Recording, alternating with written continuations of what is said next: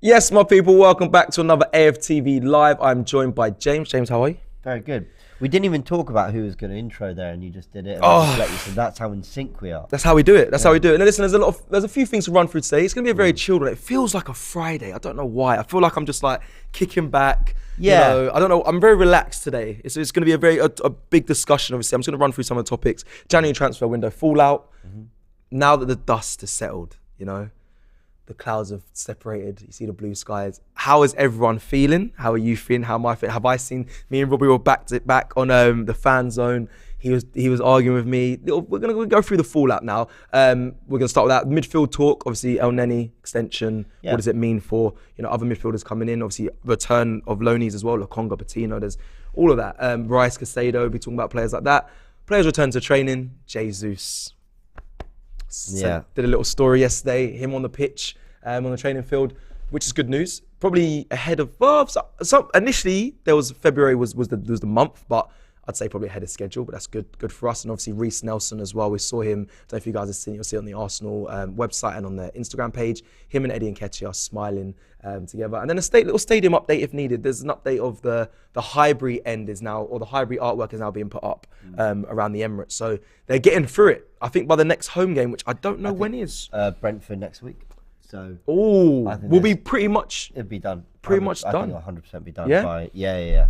Which would be nice. But yes, James, let's go through. Firstly, obviously, how you're feeling. We'll talk about January transfer window, and we like to look at all angles on these lives. Get conversation from you guys. I'm still a tad ill, so if you hear any, just like not quite as much as that. I was going to say if you hear me kind of struggling to breathe in the corner, like you just hear it's because I'm just still a bit. You just feel a bit blocked up, but I'm okay. It was no time to be ill during the end of the transfer window. We had to power through it all. But listen, it was an eventful transfer window. It was an amazing transfer window as a football fan. It was just fascinating. I don't know if there's ever been a January transfer window like it. No. So yeah, I'm sure we'll discuss all that, and I think we should take a lot of comments and questions as well. Anyone will just sort of bring up other topics. Now the window's kind of put to a side. It really is all focus on just that second half of the season.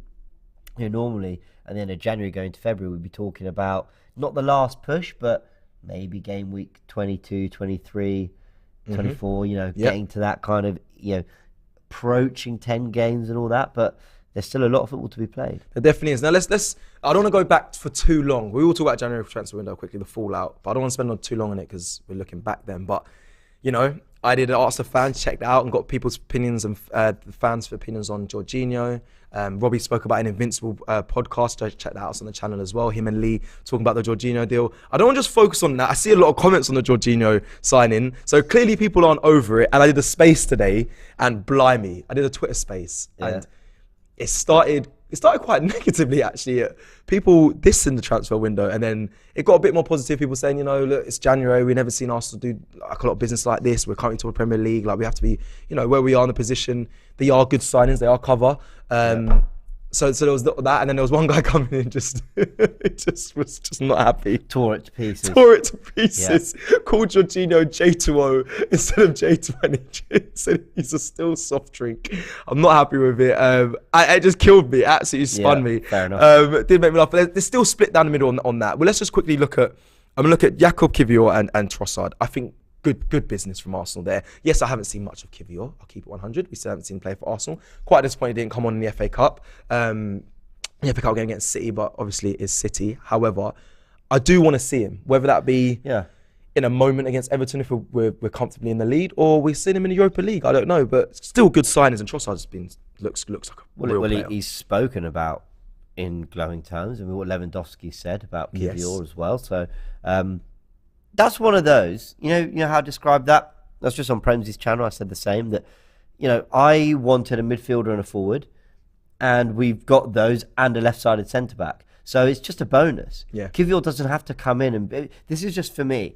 If your Christmas wish and your Christmas list had a left-sided centre-back for Arsenal's January transfer window, then you're probably going to have a little bit more opinion on who that person was and what you wanted it to be. This is just an extra. I wasn't expecting it, and I'm glad they got it addressed quite quickly. I think that's brilliant because we still have Europa League football to play. Gabriel can't play every single game. And so, it's a bonus. So as far as I'm aware, that's just a good signing anyway. And of course, with what Lewandowski said, YouTube looks good. So so we brought in Kivior. Trossard, I'm delighted about. Okay, we missed out on Mudryk. Trossard, I'm delighted about. And then obviously, Do you think both would be good Jorginho. players? Both be really good players? Do you think Mudryk for Chelsea would be really good and Trossard would be really good for Arsenal? Or do you think Mudryk was a bit, no, I'm not going to say hype, because a lot of it was hype, but do you think he will take a bit of time to adjust? I'd say they're going to be pretty much exactly what those players at those prices are probably expected to be. I actually do think Mudryk will be a bit of a superstar. I do. I think he'll come in. He'll look brilliant. He'll probably play 5 years at Chelsea, and presuming they're pretty successful, which with the money they're spending, you'd expect them to be. And then go on and probably go to Real Madrid or Barcelona. Yeah, I can't lie. YouTube in 20 minutes against Liverpool has told me that he looks a really good player. But you can see why the hype and excitement's there about him. And with Trossard, I think we're going to get a £30 million player who looks very good, who might work his way into the starting 11. But if he doesn't, I think from what we've seen already, in what he's probably played a full 90 altogether of football, I've been really encouraged. Yeah. And he looked brilliant at Brighton. I'd say Trossard has the potential to look a £50 million player.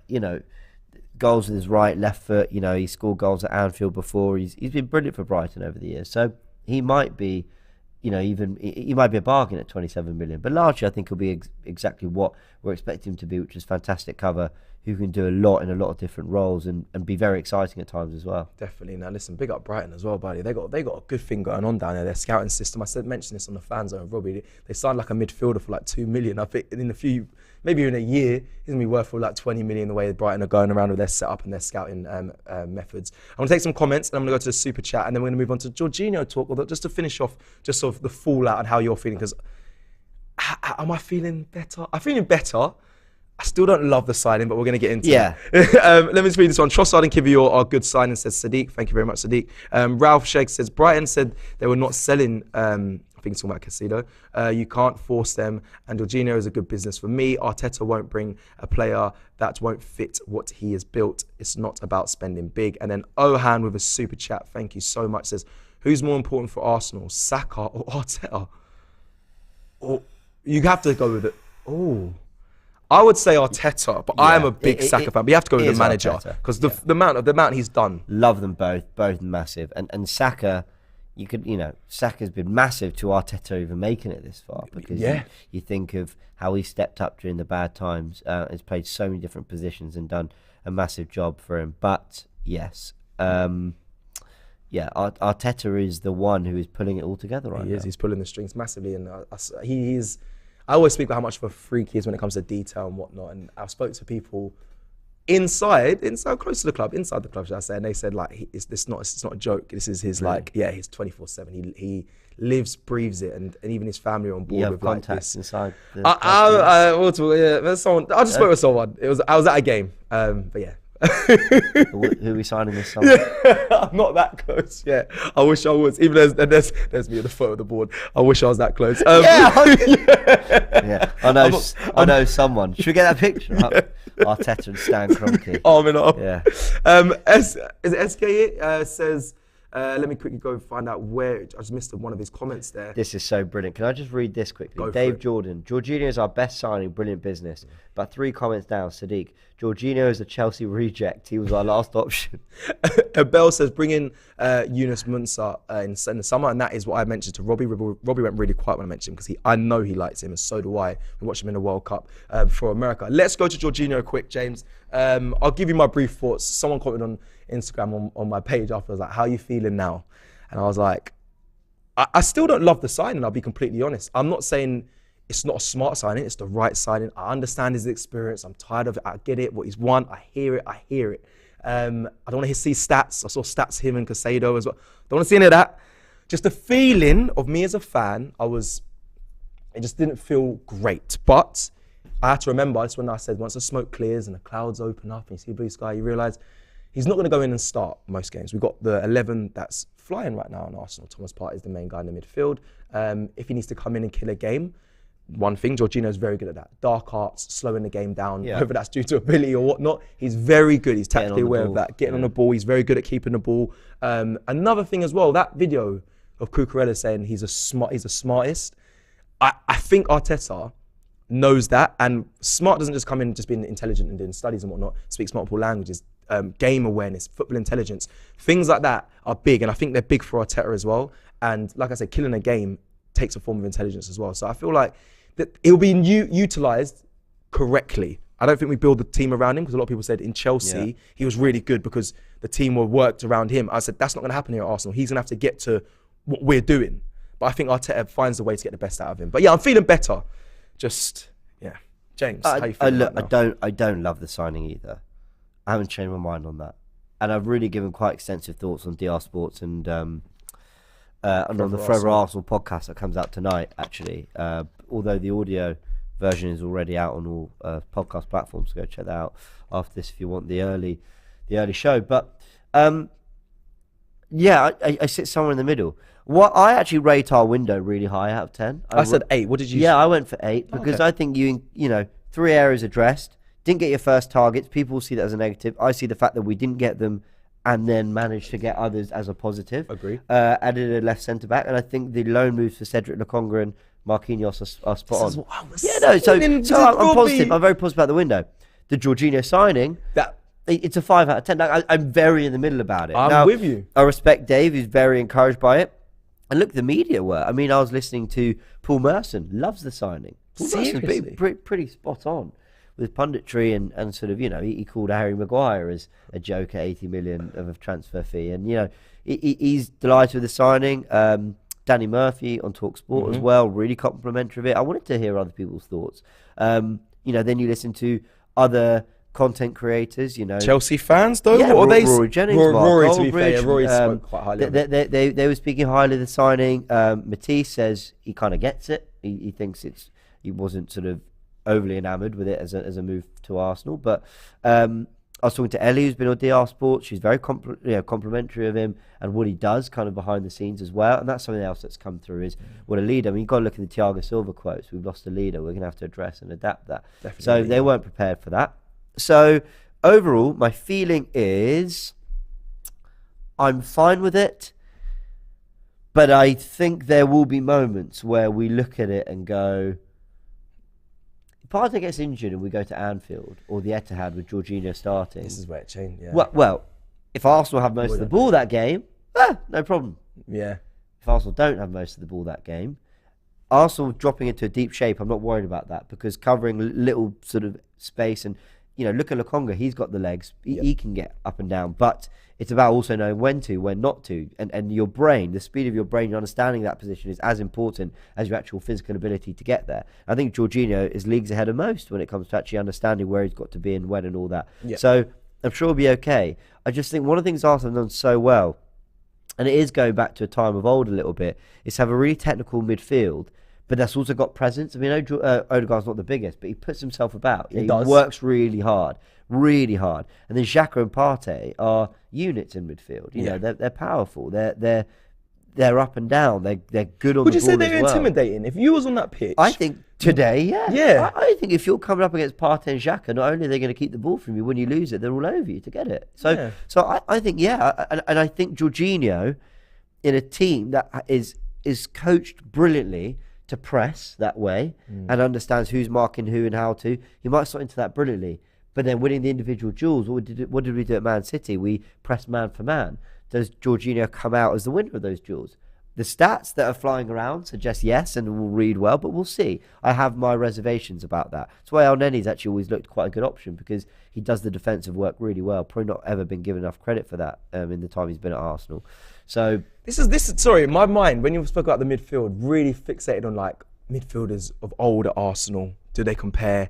The other midfielders that I say are intimidating, like the Rodriguez, I saw him at City, I was like, this guy is an absolute animal. So what the midfield we have now, is it still got that? I don't think Thomas Partey's massively, the aggression in his play doesn't seem intimidating, but the way he gets about and the strength he has. Xhaka, for me, if I was on that pitch, I'd be thinking, someone don't really want to get involved in too much. Martin Odegaard, I keep it separate, but there's a level of quality there. You look at in the Arsenal's midfields that are great, like you have the quality play, you have like the Cazorlas, the Fabregases or whatever, they have that in there, and they have like the destroyers, the old players like Vieira and that, so it's interesting. Well, I'm going to give an example that almost can support either side. So whether you're for or against the Jorginho, but we went to Anfield, top of the league, 2014, I believe.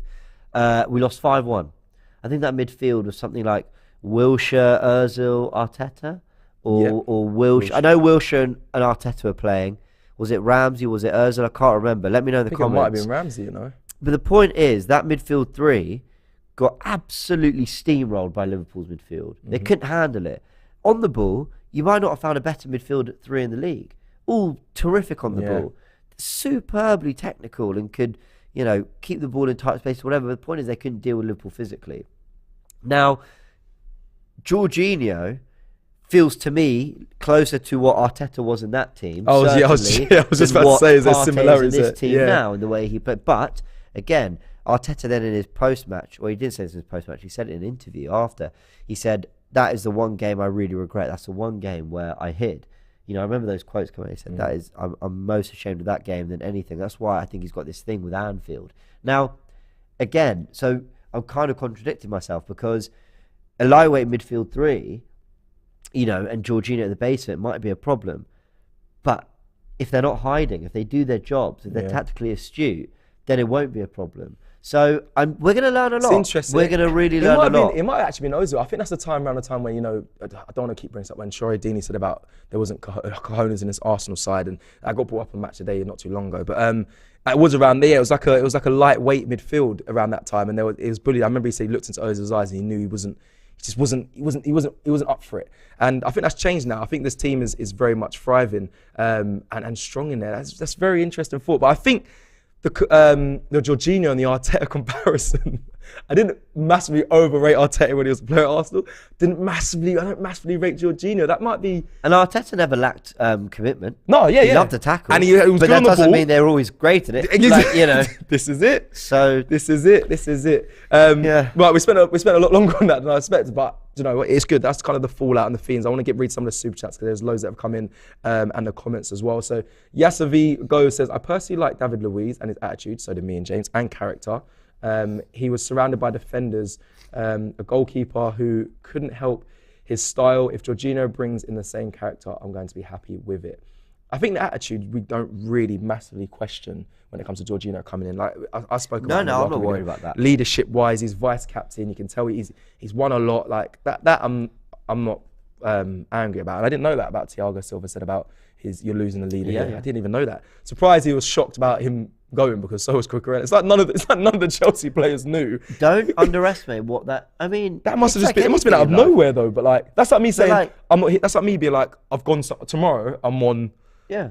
You're not going to say Sky. Yeah, I'm going to say Sky Sports, but I'm like, that's your sport. I'm not going to say Sky Sports. But who's the Chelsea captain? Probably Thiago Silva. But I mean, you lose anyone who's. Oh, is he not there? I think it is Phil. Yeah, the point is, you lose anyone who's integral to what you do every day and has been there for a long time. That's going to have an impact on those around, and then they start looking to other people. Now they've got Aspilicueta, Thiago Silva, other potential, captains. But I don't think people keep saying this is pathetic. We've basically funded part of Chelsea's hijacking of our targets. But what I'd say is, I don't think that Chelsea are particularly happy about this. They're delighted they got Enzo. They're delighted about the signings they made. Chelsea fans will love that and fair play, enjoy it. But I actually think those within Chelsea, especially a lot of the players, will be going, cool, new faces, but I kind of wish he was still here to try and foresee a lot of that change and transition. I don't question his commitment. He'll be here to give his all to win a title. The guy's won things and he'll want to keep winning. Yeah, and he'll want to win a Premier League. Okay, Abdullah with a super chat says, Jorginho talks too much. He won't play much anyway, and he's better sub than Sambi. We have enough depth now. Also, I hope we get Casado over Rice. Wow, in the summer. I mean, that's going to be the next conversation. We're going to go into the talks of Elneny extension and that. So we'll save that for literally the next topic. Nick says with super chat, 6 out of 10 for this window. He's rated it. We addressed our needs, but didn't get our top targets. But as long as we go back for Casado, Rice in the summer, I'm okay with it. Could you say we addressed our needs and not our wants? Do you know what I mean? Yeah, we did what we needed to do. We didn't do what we really wanted to do. We wanted to do Casado and Mudryk, or one of them. By the way, we never got both. I mean, some people do this thing where they go, we missed out on our top 2 targets and ended up with these 2. it's not strictly true. If we got Mudryk, we're not bidding that much for Caicedo. And if we didn't get Mudryk, therefore there was funds for Caicedo. But ultimately, one of a Jorginho or Trossard was probably going to be necessary because of the Elneny injury and everything anyway. So it could have been Mudryk and Jorginho. It could have been Caicedo and Trossard. Yeah, I do want to give clarity as well. Like, I hear it, we didn't address our top targets, but in the summer windows of previous, we didn't get our top targets. Zinchenko wasn't a top target. Lisandro Martinez was, but it worked. But that doesn't need to change at some point. I know it's worked. I know. But I think it worked out. I suppose for easy, Lisandro Martinez has been really good for Man United. But you think it needs to change? Even Gabriel Jesus wasn't the first. I don't think it was a predominant first target, but we've got him. You say it needs to change. No. Look, credit to them. They have a target and then they have backups, and those backups have been brilliant so far. That's fantastic. Like that is really good scouting. That's what having another plan is. You can't keep getting number twos. Yeah, you can't. It's a good conversation. Like, yeah, a little bit. I mean, if your number two is that good, but you gotta as well get your first choice in sometimes. What is the reason? Surely it doesn't. Otherwise, I get it, but I need to now understand why. No. I think many people will be with you on this, but now I need to understand why are we missing out on these number one targets? Is it because right now Arsenal top of the Premier League, the project looks amazing to be a part of. If you're a player, of course you want to go to Arsenal right now, and if we win the Premier League, listen, God willing, inshallah, then of course, then you're going to want to go to Arsenal Football Club. So what we missing out? Is it the money? It can't always be the money, because we throw up a lot of money. I know some players don't want to go, or some clubs don't want to sell, but will it stop when we eventually get over the line, when we get Champions League football? What? I think we've just been going into the wrong negotiations, and actually, when you really stop and think about it, only one of the big four we missed out on was unpredictable. The rest were pretty predictable. So Vlahovic, we knew that they were waiting for Juventus or something. We knew that there was going to be some convincing to do on the players' end. Then you go to Rafinha in the summer. We knew he wanted Barcelona. Everyone knew that. And then you go to who was next? Mudryk. Okay, that came as a shock to everyone. I thought his will to play for Arsenal would have out-trumped any Chelsea bid, but it didn't. And then you go on to Caicedo. We knew that Brighton didn't want to sell. So I think with a lot of these, the hope is one thing, but I think we knew the outcome really. If we'd been quite ruthless with ourselves, we'd have known that actually this was going to end up a certain way. So maybe it's about getting smarter about. Maybe Arsenal want to show they can go in for these more unrealistic targets. But how difficult is this? Try and compete. Sorry to cut you. How difficult is this?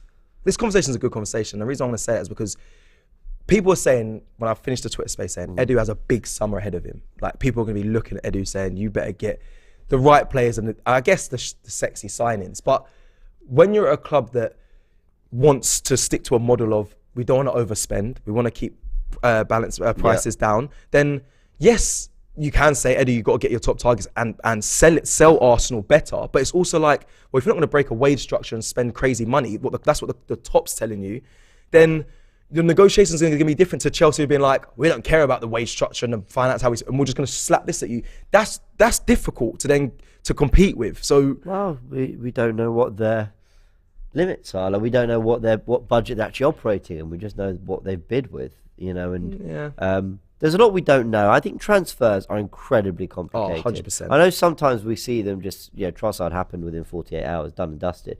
And we know that we've seen that happen a few times. Chelsea can ultimately just, people, like Chelsea got a lot of credit from some for the transfer window they've just had.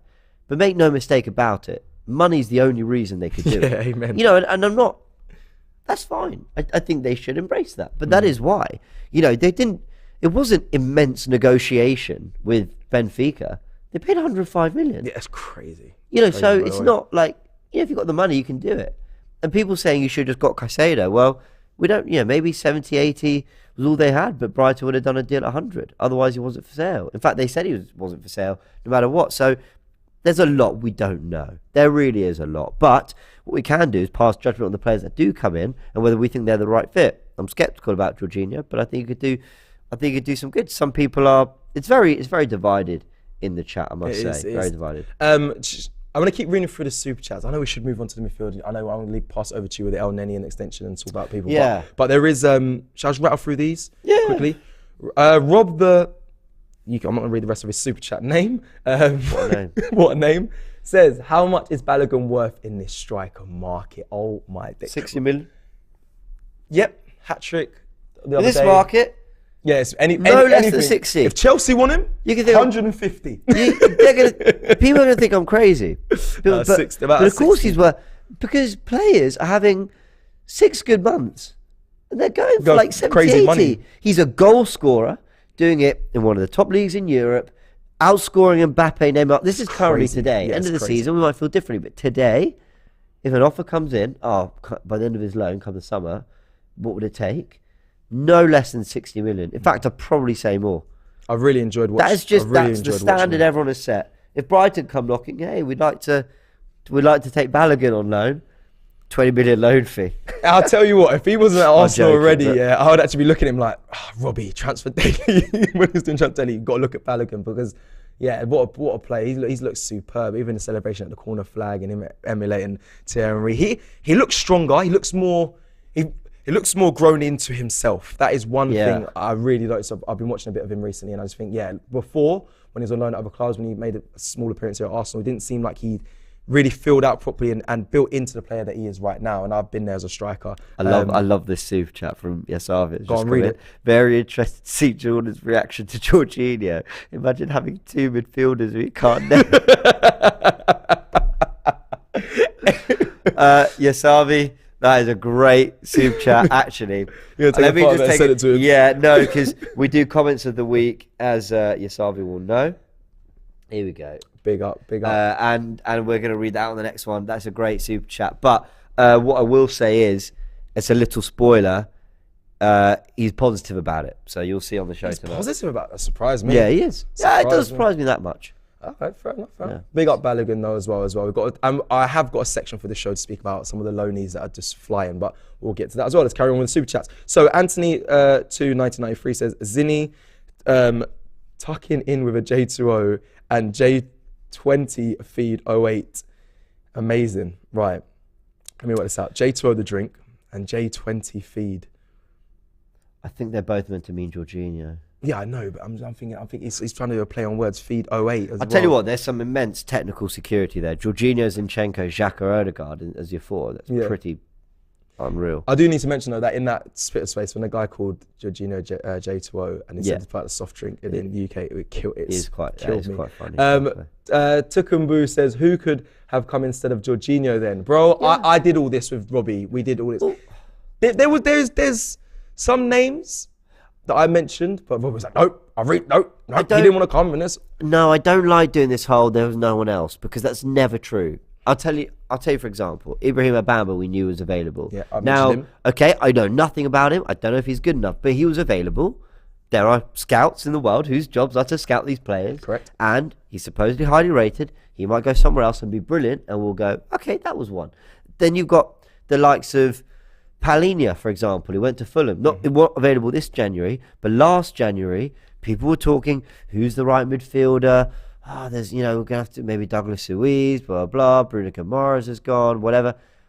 Bruno Guimaraes is another, by the way. He only went for about 35 million. João Palhinha is worth, I don't know what he went to Fulham, but, I mean, again, you're talking about a 6'2", 6'3", powerful holding midfielder who's got very good passing range as well. He's been brilliant for Fulham. So there's always players out there. And by the way, I only know about Palhinha. Well, I only knew about Palhinha before he went to Fulham because of Football Manager. And I always talk about Football Manager and how it tells about players. Another one it's telling me about is Kone from Borussia Mönchengladbach. So there are players out there. But they clearly think Jorginho is the best one. So fine. But there are players out there. There always this, I love this. Sorry, this person's name on YouTube, Salt-Based Cecil. I don't love the name because Laurie started that and it really annoyed me. But the Salt-Based Cecil is a great name. The photo, he's edited me on my class. Great analysis, guys. So big up. Thank you, Salt-Based Cecil. Paul Surin says, good to see the Star Duo back. Star Duo back? Hopefully he means that. Does that mean you with Star Duo? I hope so. I'll take that. I'll take it.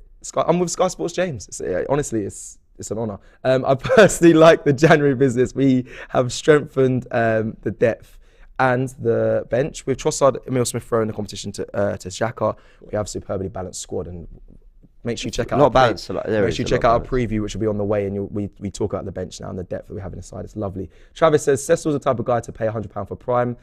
I can actually get Prime. KSR's my guy. Don't want to just drop a little name there, but cool. And it's at the Emirates, so I get it when I need to get it. But yeah, nah, I don't pay £100, I get it sent. Sorry, had to do it. Little flex. It is what it is. Ali says, Jorginho is a top midfielder that has been playing. Can you get me the orange one? I really want to try the orange one. I'll give you one. I'll get you one. The blue raspberry's all right. Great. Have you tried them all? Yeah, I've only tried the red one. A few. Not all of them. They're also at the Sidemen charity match, so I had a lot of the flavours there, which was cool. Anyway, Ali says, Super chat didn't go the way he wanted, did it? But thank you. Thank you for the super chat, though. Jorginho is a top midfielder that has been playing for the wrong club. Inverted fullbacks will protect Jorginho in the defensive transition. He will give us leadership and composure in the key moments. Maybe, but let's not pretend Partey's not unreal when it comes to those defensive duels and cleaning up and just being where he's got to be. And so much, and I really believe in this, there are like things that stats can't measure. People always joke about Van Dijk's aura, but I really believe that for some players that is true. No, bro, that's a thing. I have a friend that plays for Lincoln City, Harry Anderson. He played against Van Dijk. Van Dijk got taken off. He said when he was on the pitch, I can't explain it to you. You didn't want to go near him. That's and you panic. Like, one-on-one with Van Dijk. Not today's Van Dijk. He's not having a great season. He's injured now, but do I go outside? Do I go inside? Do I try hold the ball up? Do I try beat him in there? What do I do to get around this guy? And that is, I think, one thing that we have developed a little bit through the core of our team. I think there are players that are developing a little bit of a presence. And clubs are developing a little bit of a fear factor coming up against them. Saka must have that. I know he's Mr. Smiley and Mr. Very relaxed, but I'm sorry. That might deceive players, but you would not want to go one-on-one with Saka. I think he gets around his man every time. No, I don't see people backing off Saka. I mean people actually backing away from wanting to get involved in a duel. With the likes of it, I don't know if we have that. I think Gabriel to an extent, but I don't think anyone else I'd be like, I don't want to. Gabriel Saliba, I think there's a bit of that. I think Saliba's very composed. I don't know if I have that fear of a little bit. I don't know. It's a weird one. Maybe we'll go. Listen, maybe Calvert-Lewin and Mopé will bag braces, and I'll look like an idiot in 3 days' time. But my point is that I just think that I think that's a part of it. I think that is a thing. And does Jorginho carry that? I don't know. Yeah. Brian Portillo with a super chat says Osimhen went for 75 million euros from Ligue 1 2 years ago. And Brian again with a super chat. Thank you very much, Brian. Last one says, I will give these signings a chance. However, it's worrying to see that Southampton spent more than us in the January when we are going for the title. Okay, but right. So let me flip that. They're struggling to stay up, and potentially for financial reasons, and also just because of the nature of being relegated. They are desperate to try and stay in this league and are going to throw what they can at it. Arsenal, in theory, the team at the top should spend the least. Yeah, because they're getting it right. Because they're winning. Yeah. They're getting good. Everything's fine. You don't need to change. So there's not like, we're top of the league, so we should be spending 80 million a transfer because we've earned that right to. Yeah, we have, and we probably could, but it's not the point. I don't think there's that dire need to, personally. Yeah. There was a dire need to add depth, for sure. Arteta spoke about that a lot. And I think around the 15th, 16th of January, we didn't have anyone.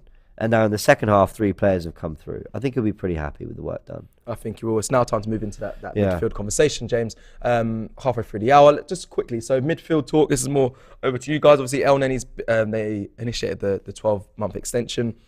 Obviously injured, probably to the end of the season. But what does that mean, I guess, for the other signs that are looking to come in? I mean, a lot of fans, including myself, I'd like to see Rice in the summer.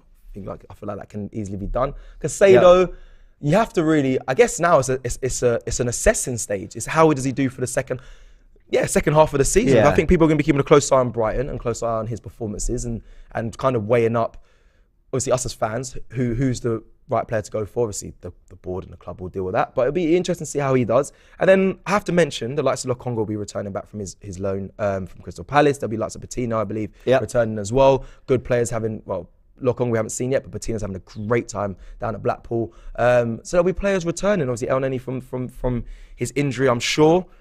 There'll be midfield options at Xhaka. It'd be interesting to see what happens with Xhaka, because he said in the interview, "I'm staying here until we achieve something great." When that happens, do you keep Xhaka or do you move him on? Will the club outgrow Xhaka? Well, I've had theories about Xhaka leaving before. I do have a theory that if we win the league, he'll go this summer. Really? Yeah. Sorry, I paused then because I was like, I don't know if that's a good thing or a bad thing. I think it'd be weirdly quite sad, kind of. Well, I mean, no, it would. No, I'm with you. And the change around. Would it not be the perfect end to what's been a turbulent time at Arsenal, but to end it after he said, "I'm here and I won't leave, so I've achieved something special." Wins the Premier League when people thought we couldn't even qualify for the Champions League with him.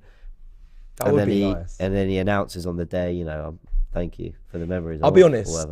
Hats off if he does that, and that's not coming from a bad place at all. Only because once you've got a manager who believes in you so much, and Arteta's probably saying he would probably want him to stay. I'll be honest. He'll probably be like, "Get another year out of you." I believe. I don't know. No. Well, do you think the club goes to another level? Do you think the players get new signings and his time's up? The only reason why I say is just quickly is because if you're a player in his shoes, you've been moved to a further up position, a position where you're playing probably the best season you've had. So then, if you achieve something great, be like, "Done it, gone." That takes a lot, especially in a career that, it's not always the longest for people. Well, Egon here makes a great point. Xhaka should stay and captain the squad. Should stay and be captain for squad depth on the bench. He deserves a Champions League run with us. I hear you. I just think it doesn't get much better than winning the Premier League. There will be some people that argue that winning the Premier League is bigger than winning the Champions League. I know lots of people that argue that. Yeah. I don't know how I feel. It's a good debate. Champions League or Premier League? Which one do you think is bigger? Which would you rather have? But the point is, if he wins that, I could really see him saying, thank you. It's been amazing. We've turned it. I've turned it around, and I'm off. And if he does, then I could see Arsenal bringing in 2 central midfielders. I could see Arsenal having a budget of 150 million this summer and splitting it between a two, so a Rhys and a Caicedo, a Rhys and a Zubimendi, whoever it might be, and completely replenishing that midfield for a run in the Champions League and hopefully trying to retain the title. But isn't it amazing we can talk about these things being potential situations? Long way from that, but of course, why not dream? So I think he could. I think he could leave. I do think though, if he doesn't, you're left with Partey for sure. Xhaka, Elneny, Lokonga back from loan, Patino, Jorginho, Rhys, Caicedo. That's 8 central midfielders, and that's really put Rhys and Caicedo in there. Yeah. Well, if we're expecting those two to come, so you might need to actually, because apparently they both still want them in the summer. They want both of them still in the summer. So that's 8 players for really 2 positions, because then that sort of more 10-ish. The more creative of the midfield 3 is Odegaard, Vieira, maybe Smith Rowe could play there. So immediately, I think, unless Lokonga has an absolute stormer on loan, I think he either gets another loan or leaves. I don't think we get Rhys and Caicedo unless Granit Xhaka goes. So it's either Xhaka and one of them or no Xhaka, so you can remove 2 Does Maitland-Niles go as well? Yes. So he's gone. You just popped into my mind. There's a lot in there. Jorginho, who knows? We'll see how he does. Would you? If he has a good. Patino, I think, goes back out on loan again. Although I'd love him to get an opportunity, but I think he goes back out on loan in the Premier League. Does Jorginho get an extension if we achieve success? He still has a year left. He still has a year left after this. He does. I don't expect us to go any further than that, by the way. No. Do you know what I mean? I think there's a year option, but he'd have to be. He'd have to be immense for us. Yeah. Almost like Partey would have to go down. He'd have to step in and then be that guy. He'd have to have that role in the squad that Fernandinho had for City when Rodri kind of earned his place, which was, you're very dependable and experienced and can trust in you. But ultimately you're not first choice, so who knows? And then there's the Elneny extension, and people might be wondering why on earth would you get Elneny in for another year? I think it's honestly just loyalty from the club. He has never complained. He's played whenever. I don't think he's on the highest of wages at all. Mm. And, you know, I think they would like him to get another year of football in him. Some appearances here and there. You know, minutes off the bench, playing in the group. I think Arteta likes him too. So yeah, I don't know, something like that. Yeah, no, I'm with you. It's nice that it's good that I think he's just gone through surgery, or he's going through surgery on his knee, and he's likely to be out for the rest of the season. I think Arsenal are just trying to look after him. Yeah, I think it is a goodwill gesture. Listen, I speak of football clubs all the time, and when players sign scholarships, youth contracts, and they say like they get injured halfway through, they feel obliged to give an extension just to say, look, give you an opportunity to then look at you to see if you can further your career, give you a contract, a pro potentially. So it does feel like a goodwill gesture. I think what you said there mentioned, you know, he's never complained. He's been Mr. Reliable. I'll be honest. I don't think he gets enough credit for what he's done in this Arsenal side. For the price we paid for him and what he's. He certainly doesn't deserve the slander, criticism, and hate. Right. He doesn't deserve any of that. But don't know if he's deserving of a lot of praise. Yeah, of course not. But what he does. Yeah, I think he's deserving of just people sort of being quite happy for Arsenal to do what they feel is right for the player. And I think I want Arsenal, people got to be ruthless, got to be winners, you know, get rid. Sure, there's a lot of that in football, but I want Arsenal to be a club that former players are invited back to, that players that are there are looked after. Hasn't been like that in the past. Do you feel like Arteta's been a spearhead for that, James? He looks after everyone around him. Yeah, I think he does. And then if you cross the line and you break the non-negotiables, I think that's probably it. But yeah, I think so. I don't mind the Elneny contract extension. I mean, by the way, I think maybe we're just speculating with that a little bit. Although I think I saw some reports that it was a goodwill gesture. But yeah, I think it might have been reported. But if not, then again, if it's because they really rate the player and they want to keep getting more out of him, then okay. I still think we need midfield reinforcements. I think you lean more, if it is speculation, I think you lean more to the goodwill side, because when we just named out those midfielders that could potentially be in the summer, that is a lot of midfielders. Now really thinking about it. Stephen's asking where we got this Brazil shirt. This one here, go to the AFTV store. Oh, sorry, I'm leaning the wrong way. That one. Go to the AFTV store. Which one have you got? Oh, Thierry Henry. Links in the description below. Honestly, can't recommend it enough. Genuinely, I love being able to put on just standard t-shirt or jumper while still supporting my club, but not necessarily wearing the kit. Couldn't recommend it more. Yeah, so I go. wear it out to the shops. You might see me in Sainsbury's in my merch. Let me live. Players returning to training is my next topic before we read the super chat. Just we saw Gabriel Jesus. I did mention this at the beginning. Put a story up of him on the pitch a little earlier than expected, I believe. It's weird. It made me get excited, but that's nothing against, obviously, Eddie's been super. No, I still want him there. I get it. But now it's so like, it's just like, he's alive. 8 weeks it's been, apparently.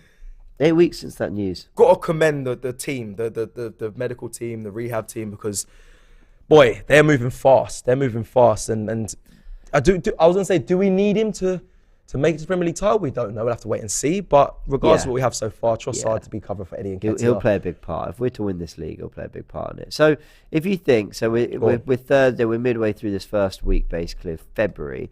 So call that week 1. I'm being dumb. So 1, 2, 3, 4, 5, 6, 7. So was it early December he got injured? It was just after the groups. So it must have been. It was mid. It's basically been 8 weeks. It's basically been about 8 weeks. As he said, I don't know why I'm fact checking Gabriel Jesus' own recovery time. I'm sure he knows, but I just couldn't believe that 8 weeks have gone that quickly. You know, we're desperate to have him back. He's back on the pitch. That's a good sign. Mm-hmm. He'll be doing a lot of running without the ball, I think, because the photo or the video was him in boots, or the photo was him in boots, not with a ball or anything. So I'm assuming it'll be more. I saw the training photos today as well from Arsenal. He wasn't with the squad there, so he's probably doing his own personal training. But it's a good sign. I mean, how rough, Cecil? Would you know after surgery how long roughly? I'd say. Listen, I don't know for sure, but a couple of weeks and you might see him back with a ball and maybe in part of the squad. I thought that Man City at home wasn't totally unrealistic because the injury was very similar, if not as bad as Granit Xhaka's injury when he was out for 2 months. It was exactly 2 months and he was back in. Yeah. Now everyone develops differently. We know Xhaka's a machine. Everyone's body's different, but I did think that maybe Jesus actually, you could see him playing football in February. That wouldn't surprise me at all. It wouldn't have surprised me if that was said back in back in December. Joel isn't happy with us. Why are you guys not answering the questions? Okay, let's do what Chelsea questions. player has been successful at Arsenal? Well, Joel, this is part of the reason why I wasn't that happy with the signing, because I don't think our track record with Chelsea signings is great at all. However, go all the way back to William Gallas. I consider that a failure, personally. Yossi Benayoun on loan. I think that was a success. He was in for a loan deal, worked hard, did a job, scored some goals, some big goals. I think that was a success. Depends if you're talking about winning the title, then no. But did he come in and contribute to what that team achieved that season, or did well in that season? Then yes. Petr Cech, no. David Luiz. I liked David Luiz. I know he had a lot of mistakes in him at times, but leadership wise and what he brought to Arsenal, yes, it's not title level, of course not. But at the time, he was, for me, one of the better players. I think he'd done well playing out from the back. There was just a few calamities in there. Someone goes, Fabregas is successful. You cheeky, but cheeky.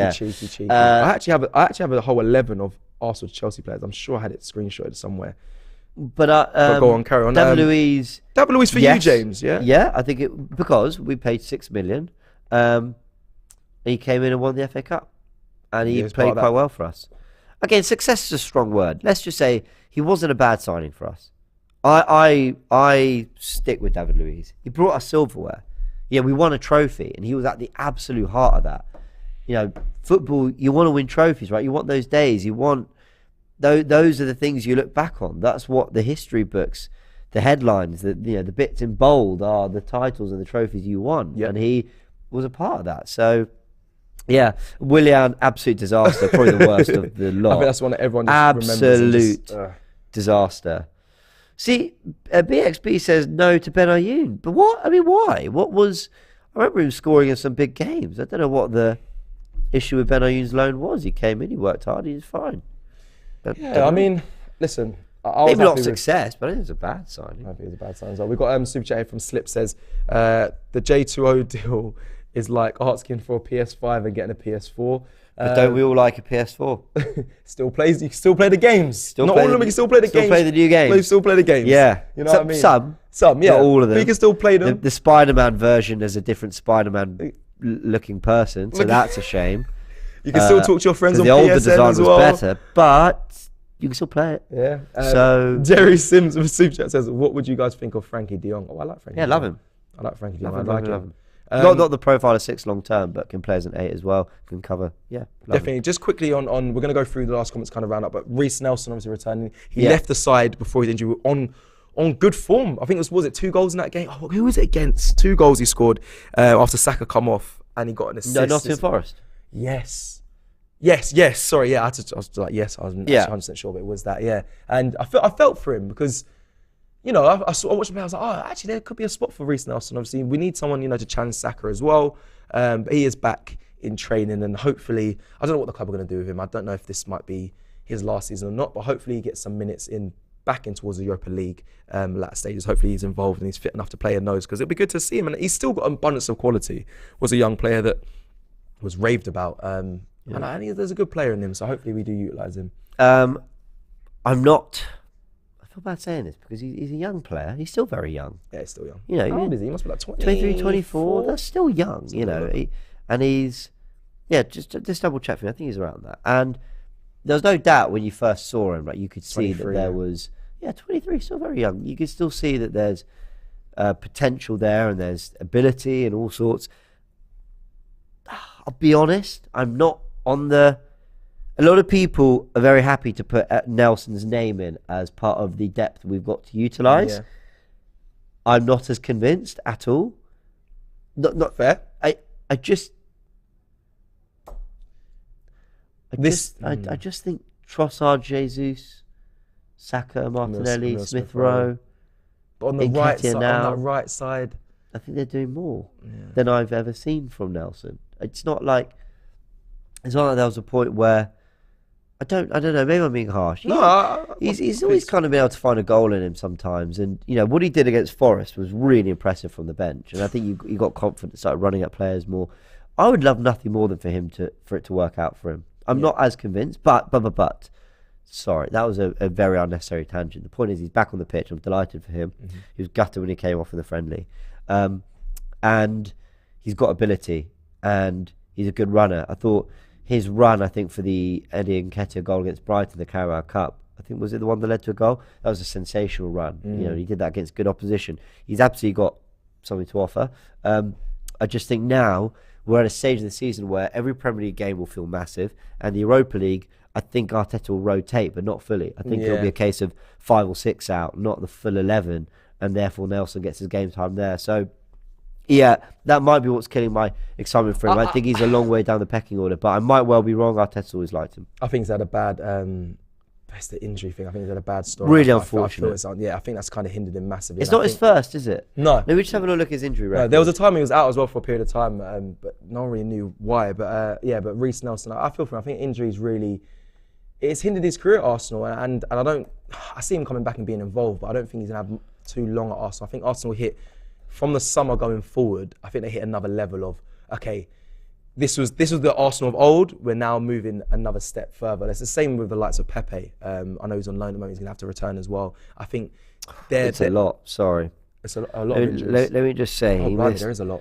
But he's missed 44 days of football. No more.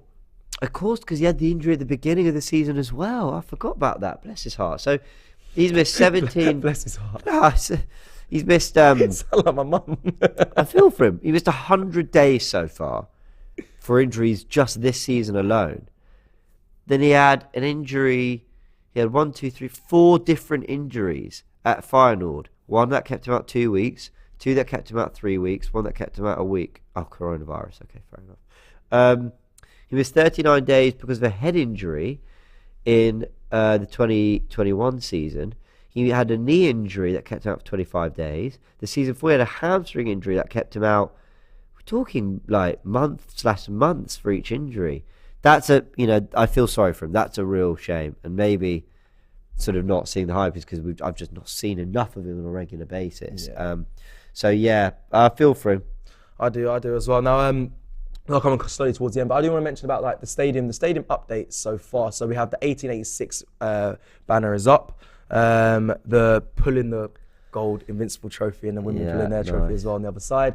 I've got to remember all of them now. The Highbury is on its way up. It'll be that's my favourite one. That might be done. I'm gonna go check tomorrow. I'm here tomorrow. That's my favourite. I mean, a stadium view with just like it's on the Highbury side as well, of like the exit. The Highbury front, and there's different people on it. So like there's like in the window. It's class. Yeah, it's brilliant. It's class. So that was just an update. It is coming along. We did mention it should be ready by the time of our next home game next home game Arsenal. So I was reading a bit of a harsh comment. Sorry, I got distracted. Brian saying, should we also baby him and get rid? He's on the treatment table too much. I think he's saying baby him like we're doing Elneny. No, I think it's just called loyalty and just looking after the people you work with. Are people really annoyed at that? Are people annoyed at the club trying to be? Some people are just angry in life. Because for me, I know Premier League football clubs that I know most football clubs actually that don't not respect their players. Of course they do, but they don't really have a good exit plan for them. They don't really look after them or return them back to the club. It's literally your business to look after players coming out of clubs. Yeah. Right. But many don't. Many don't. I mean, I'll go week in, week out to football clubs. Players get released. Players get injured and getting pushed to the side and really lost in life. And it's a culture in football that we've been trying to change for a while. Yeah. But seeing a goodwill gesture, even if it's an extension or a contract, why you go look for another club or you figure out your exit plan from Arsenal, I love to see that. Rhys Nelson's been injured. Yeah, not baby him, I think that's the wrong word, but keep him there. Keep him like he feels like he's part of the squad until he's ready to move on or help him find another club. But I'm also only talking through injury. That's why the Elneny one I have some respect for. If he's fit and firing and all fine, then ultimately, if he's not part of your plans, you let him go for his sake as well. He'd want to go. But he's here at Arsenal at the moment because Arteta feels he can get something out of him. He brought him on over other options, including Eddie Nketiah in that Forest game. People will forget. Eddie's playing really well now, but when Xhaka came off, rather than move Jesus to the right and put Nketiah up front or put Eddie on the right, he went for Rhys Nelson. So Arteta clearly sees something. So no one's babying Rhys Nelson. He's here because Arteta rates him. Yeah, 100%. Now, a little super chat here from Jerry Sims. I'm not going to read it out because he's trying to bait me. But Very clever, Jerry. It's a long time since we had a baited super chat. But Jerry, nice try. But thank you for your super chat anyway. But yeah, class player. Yeah, Jerry, your scouting methods are really good, man. He does seem good. Right, people. I guess that's it. Camavinga needs a mention. Of course, just quickly in my head, I mentioned it to Robbie. I wanted him on loan. Camavinga, there was a time was slightly linked. It was never happened. Yeah, and I wanted Lionel Messi. This is what I'm saying. It's a dream. It's a dream. He's not going anywhere. It's not going to happen, but it would be amazing. Maybe even next Why season. can't we sign Mbappe, says Wedcraft? Send it there. Because we've got Balogun who's outscoring him. Why would you? Why would you possibly want Mbappe when you've got following Balogun to come in the summer? Do you ever think, James, so I know we're going to wrap up, but do you ever think we're going to be that club, you know, if we win the league, to go for these big names, like a Jude Bellingham, a Musiala, or Mbappe, obviously, I think that's really unrealistic, but Jude Bellingham and Musiala. I think that's Arteta's intention, yeah. Do you actually? Yeah, you actually think he wants, at some point, these big names? I suppose they're young, big names. I'm not talking about just the big names. But you think that's I think we have been, what's the word? Conditioned. Arsenal underachieving, not competing for the big trophies, not competing for the big players and markets. So kind of thinking that was almost like a subconscious ceiling. I don't think Arteta thinks like that. I think Arteta wants to win 3 Premier Leagues in a row and win our first Champions League. I think that is and have the world's most impressively assembled squad. I think he wants to dominate. I think that is Arteta's mindset. I really do. How good of a coach must he be, or a manager? So now this is not me saying the players that he has aren't great, but the level of how we're playing with the players he has. So if he had like those big names, like how good? How? Because this is a conversation I'm going to enjoy. Like, you know, Klopp hasn't always had the best names. Good point. And they weren't, you know, always shopping for the biggest. Yeah, okay, Van Dijk, brilliant, but you know, it's more than ever. It's about coaching and team cohesion. How have PSG not won the Champions League yet? It is because you can't just pick superstars, build the Avengers of football and expect that they're going to defeat Thanos. It's because they're missing Ronaldo, I think. I'm joking. I'm only playing people. The only other big name. But yeah, no, that's interesting. Man United were finishing 3rd, then 2nd. Things are, I mean, I knew there was an expiry date on Oli personally, but things were going up and up and up. They added Ronaldo. Champions League Varane. 18 league goals. Surely this fell apart. Yeah. Systems, coaching, environment, morale, all these things. So does Mikel Arteta want those big names, James? Then if he thinks they fit into the culture that he's building, yeah. Mad, he's actually sick. Sorry, I'm just sorry. No, because I'm sorry. You just think about it, because like he's basically saying, you're basically saying it like, it doesn't matter what you've won or what you've done. It needs to fit what I'm building and the right thing for me, because I know how to win. Basically, he's like, I'm good in what I do. Doesn't matter who you are, just as you fit in, that's just class. From a manager that didn't manage. Listen, I know people are gonna be like, Cecil, stop sucking this. Yeah, Arteta's whatever. But good thought. That was a good conversation. I enjoyed that. To end, people, thank you everyone. I mean, is there any comments I kind of missed before we end? If Arteta survives in 5 years' time, we'll have Mudryk and Haaland in our team. Okay, that's from Avik. Okay, thank you. That's it, people. Yeah. Thank you for joining us on this AFTV live. James, thank you very much as well. Make sure you guys check out all the content on AFTV. Forever Arsenal out tonight. Forever Arsenal out tonight. Invincible podcast, I believe, is already out. Shows that Arsenal fans already been out. If you want to go back and look at the signings, transfer dailies, the welcome videos. That's my little plug there. But yeah, and then all the previews will be coming your way before Everton. Thank you, everyone. Enjoy the rest of your day, and we'll see you again very soon.